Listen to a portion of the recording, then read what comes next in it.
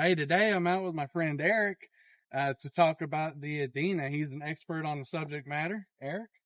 Hi, my name's Eric Schlarb. I was a staff archaeologist with the Kentucky Archaeological Survey for over 20 years and was able to do research and publish on the Adena people here in the bluegrass of Kentucky.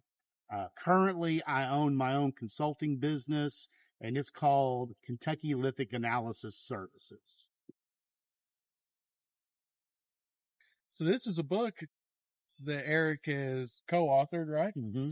And it talks a lot about the Adena. And in this project, we're going to be focusing on the Eastern Agricultural Complex, replanting a garden based on archaeological evidence of what the Adena and other early groups were growing right here in the bluegrass. So, Eric, can you tell us a little bit more about agriculture at that time?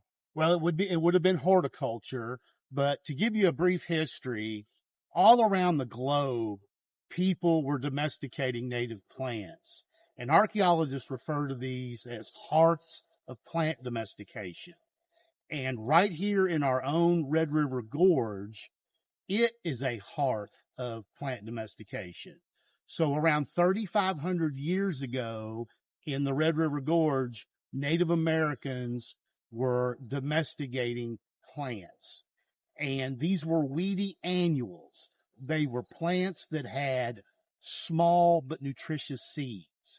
And the Eastern Agricultural Complex refers to plants such as Chenopodium, which we call goosefoot, sunflower, sumpweed or marsh elder, little barley, maygrass, and erect knotweed. So those are the plants that make up the Eastern Agricultural Complex. So, Eric, when I first made mention of wanting to do a Native American garden, everybody, of course, referred to Three Sisters, the corn, beans, and squash. Now, that didn't come until much later, right? The corn in Kentucky came around AD 800 to 900. And these people that we refer to as the Mississippian, which are people that lived in western and southeastern Kentucky, extreme southeastern Kentucky, and then the people of central, northern, and eastern Kentucky we refer to as the Fort Ancient people. And these people were true farmers. They were hunter-gatherers, but they also grew those three sisters, the corn, the beans, and the squash. So, when we're talking about the Adena culture, uh, tell us a little bit about their seasonal habits. How are they farming as well as being hunter gatherers? Because they're semi nomadic, right? Let me back up to the seeds first. So from a nutrition standpoint, the sunflower and the sumpweed, these were oily seeds. And what they provided to the diet was oil, fats, and protein. So these were high calorie foods. And then your other plants, like the chenopodium or sumpweed or goosefoot, the little barley, the maygrass, the erect knotweed, those are starchy plants. So they would have provided starchy carbohydrates.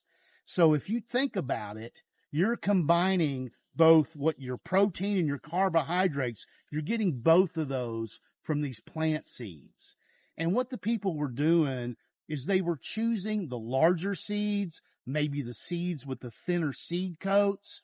And as they grew these seeds repeatedly, it was the people's choice. The people were choosing the plants they wanted to domesticate.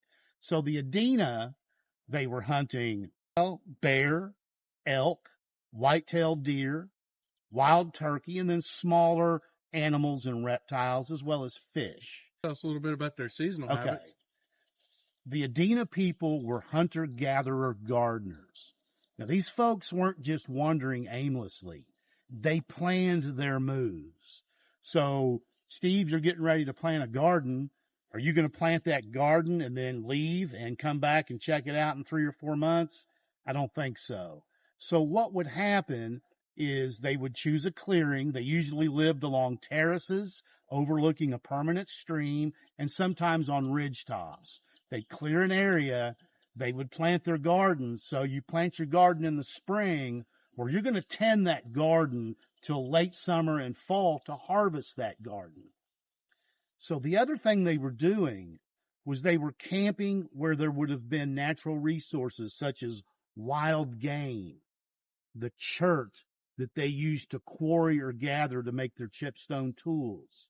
And then perhaps in the fall and in the winter, they were living in rock shelters like places in the Red River Gorge where they could take advantage of groves of nut trees and then gather the nuts to further supplement their diet. So just think about these people as making planned seasonal rounds.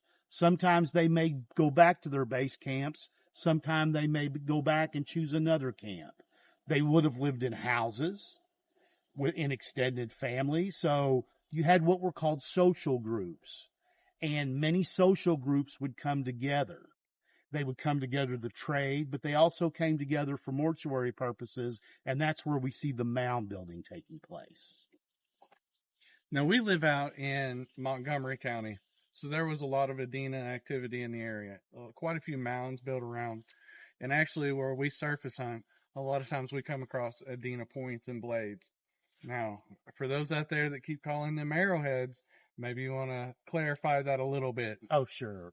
The bow didn't come around in Kentucky about the same time as corn. So the bow and arrow was not developed in Kentucky till around AD 800.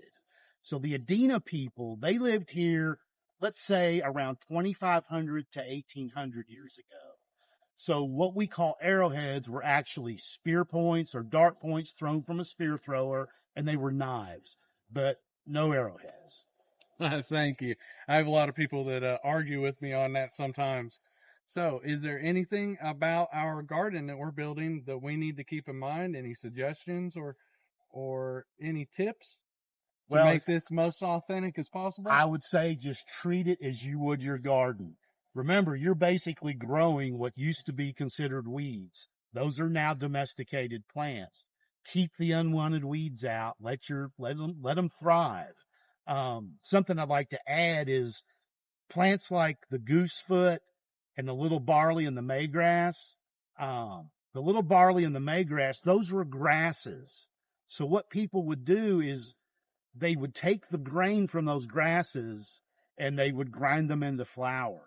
So people were making soups, but they were also probably mixing that flour, making paste, and actually making what we would consider tortillas. But when you're gardening these plants, just do like you do any other vegetable garden. Just keep it free of unwanted weeds. Keep that soil nice and aerated, and it'll be really exciting what you may come up with. Thanks, Eric. Eric, again, his book, Adena, Woodland Period Mound Builders of the Bluegrass. Where can people interested find a copy of this? You can just Google that title right there, and it'll pop right up. So there's a full electronic version on the internet. And look, right inside, focus on Adena gardening. So we're going to be reading this pretty thoroughly. Thanks, Eric. Oh, thank you, Steve.